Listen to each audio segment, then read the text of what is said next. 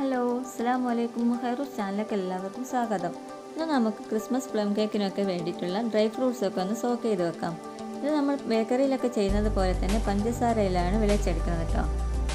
അപ്പോൾ നമുക്ക് വീഡിയോയിലിട്ട് കിടക്കാം. അതിന് മുൻപായിട്ട് നിങ്ങൾ എൻ്റെ ചാനൽ ആദ്യമായിട്ടും കാണുന്നെങ്കിൽ ഒന്ന് സബ്സ്ക്രൈബ് ചെയ്യണേ. തൊട്ടടുത്തുള്ള ബെല്ലൈക്കണും കൂടി ഒന്ന് പ്രസ് ചെയ്യുക. എങ്കിലും ഞാൻ അപ്ലോഡ് ചെയ്യുന്ന ഓരോ വീഡിയോസും നിങ്ങൾക്ക് നോട്ടിഫിക്കേഷൻ ലഭിക്കുകയുള്ളൂ. അപ്പോൾ നമുക്ക് ഇതിന് വേണ്ട ഇൻഗ്രീഡിയൻസ് എന്തൊക്കെ നോക്കാം. അപ്പോൾ ഞാൻ 250 കപ്പിൻ്റെ 2 കപ്പ് പഞ്ചസാര ആയിട്ടോ എടുത്തത്. പിന്നെ ടൂട്ടി ഫ്രൂട്ടി, ഇത് ചുവപ്പും പച്ച എടുത്തിട്ടുണ്ട്. ഒരു രണ്ടും കൂടെ 100 ഗ്രാമാണ്. പിന്നെ ഉണക്കമുന്തിരി രണ്ടും കൂടെ ഒരു 100 ഗ്രാം. അത് കുരുവില്ലാത്ത എടുക്കാൻ ശ്രദ്ധിക്കണേ. പിന്നെ കുറച്ച് കാരക്ക, ഇതൊരു 100 ഗ്രാം എടുത്തിട്ടുണ്ട്. അത് കുറച്ച് ഹാർഡായിട്ടുള്ള കാരക്ക എടുക്കാൻ ശ്രദ്ധിക്കണേ.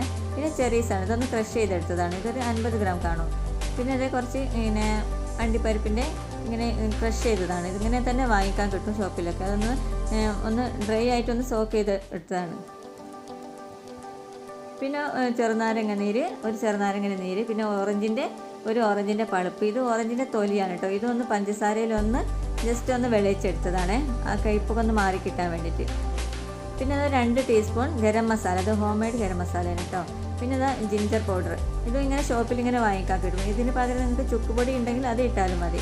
പിന്നെ ഇത് ജാമാണ്, മിക്സ്ഡ് ജാമാണ് കേട്ടോ. ഇതിങ്ങനെ ഹാപ്പിൻ്റെ ഇതിങ്ങനെ വാങ്ങിച്ചത് തന്നെ. ഇനി നമുക്കിതൊക്കെ ഒന്ന് എങ്ങനെയാണ് സോക്ക് ചെയ്യുന്നത് നോക്കാം. അതിൻ്റെ കട്ടിയുള്ള ഒരു പാനിലോട്ട് പഞ്ചസാര ഇട്ട് കൊടുത്തിട്ടുണ്ട്. പിന്നെ ഫ്ലെയിം ഓൺ ചെയ്തിട്ടില്ല കേട്ടോ. ഇനി നമുക്കിതിലേക്ക് നമ്മൾ എടുത്ത് വെച്ച ജാമില്ലേ, അതും കൂടി ഇതിലേക്ക് ഇട്ട് കൊടുത്ത് നല്ലപോലെ ഒന്ന് മിക്സ് ചെയ്തെടുക്കാം.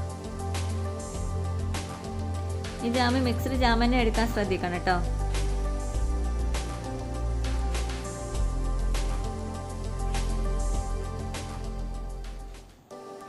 ഇത് ഓറഞ്ചിൻ്റെ നീരാണ് കേട്ടോ. വലിയൊരു ഓറഞ്ചിൻ്റെ നീരാണ് ഇപ്പോൾ ഞാൻ ഒഴിച്ചു കൊടുത്തത്.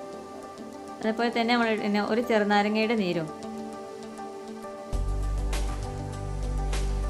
നമുക്കിത് നല്ലപോലെ ഒന്ന് മിക്സ് ചെയ്തതിന് ശേഷം നമുക്ക് ഫ്ലെയിം ഓൺ ചെയ്യാം. അതൊന്ന് പ്രത്യേകം ശ്രദ്ധിക്കണേ. ഇത് മിക്സ് ചെയ്തതിന് ശേഷം മാത്രമേ ഫ്ലെയിം ഓൺ ചെയ്യാവൂ, അല്ലെങ്കിൽ പെട്ടെന്ന് തന്നെ ഇതങ്ങ് അടി വറ്റായി പോകും.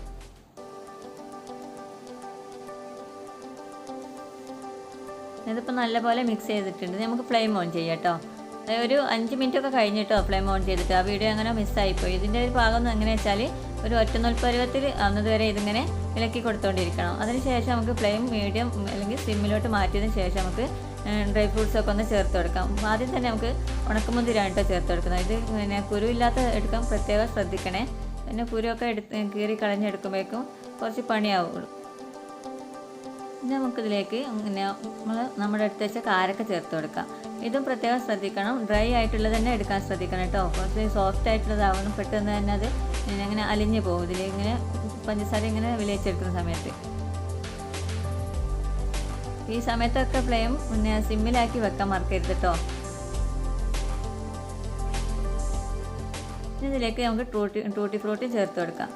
എനിക്കിത് 2 കളറിലുള്ള കിട്ടിയിട്ടുള്ളൂ. ഇനി 3 കളർ യെല്ലോയും കൂടി കിട്ടുകയാണെങ്കിൽ അതും കൂടി ചേർത്ത് കൊടുക്കാം കേട്ടോ. നിങ്ങൾക്ക് ഏത് ഡ്രൈ ഫ്രൂട്ട്സ് ആണോ ഇഷ്ടം അതെല്ലാം ചേർത്ത് കൊടുക്കേ. ഇനി ഇതിലേക്ക് ചെറീസും കൂടി ചേർത്ത് കൊടുക്കുന്നുണ്ട്.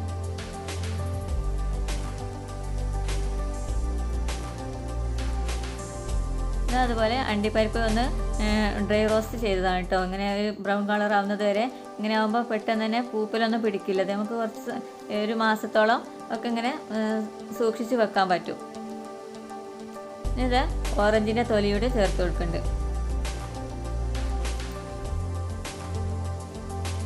നമുക്കിതൊന്ന് നല്ലപോലെ ഒന്ന് മിക്സ് ചെയ്ത് കൊടുക്കാം.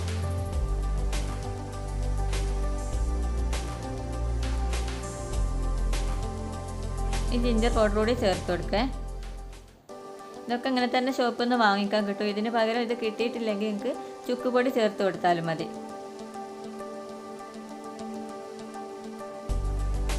2 ടീസ്പൂൺ ഗരം മസാലപ്പൊടി കൂടി ചേർക്കാം. ഇത് ഹോം മെയ്ഡ് ആകുമ്പോൾ ഒരു പ്രത്യേക ടേസ്റ്റാണ്.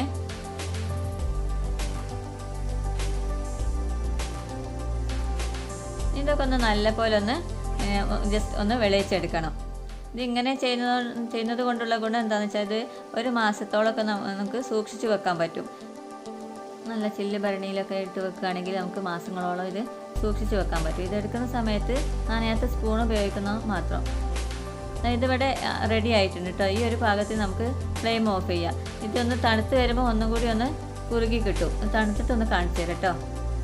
അതായത് തണുത്ത് വന്നിട്ടുണ്ട് കണ്ടോ. ഇത് നല്ല പാകത്തിനായി കിട്ടും. കേക്കിന് വേണ്ടിയിട്ടുള്ള ഡ്രൈ ഫ്രൂട്ട്സ് എല്ലാം വിളയിച്ചെടുത്തിട്ടുണ്ട്. ഇത് 1 kg കേക്കൊക്കെ ഉണ്ടാക്കുകയാണെങ്കിൽ പിന്നെ ഇത് നമുക്ക് 250 ml കപ്പിൽ 1 കപ്പ് ചേർത്ത് കൊടുത്താൽ മതി. അപ്പോൾ ഈ വീഡിയോ നിങ്ങൾക്ക് എല്ലാവർക്കും ഇഷ്ടമായെന്ന് വിചാരിക്കുന്നു. ഇതേപോലെ എല്ലാവരും ഒന്ന് ട്രൈ ചെയ്ത് നോക്കണേ. ഈ വീഡിയോ ഇഷ്ടമായെങ്കിൽ മറ്റുള്ളവർക്ക് കൂടി ഷെയർ ചെയ്യുക, ലൈക്ക് ചെയ്യുക. സബ്സ്ക്രൈബ് ചെയ്യാത്തവരുണ്ടെങ്കിൽ സബ്സ്ക്രൈബ് ചെയ്ത് സപ്പോർട്ട് ചെയ്യുക. ഇൻഷാ അല്ലാഹ് പുതിയൊരു വീഡിയോയുമായി എത്തുന്നവരെ എല്ലാവർക്കും അസ്സലാമു അലൈക്കും വറഹ്മത്തുള്ളാഹി.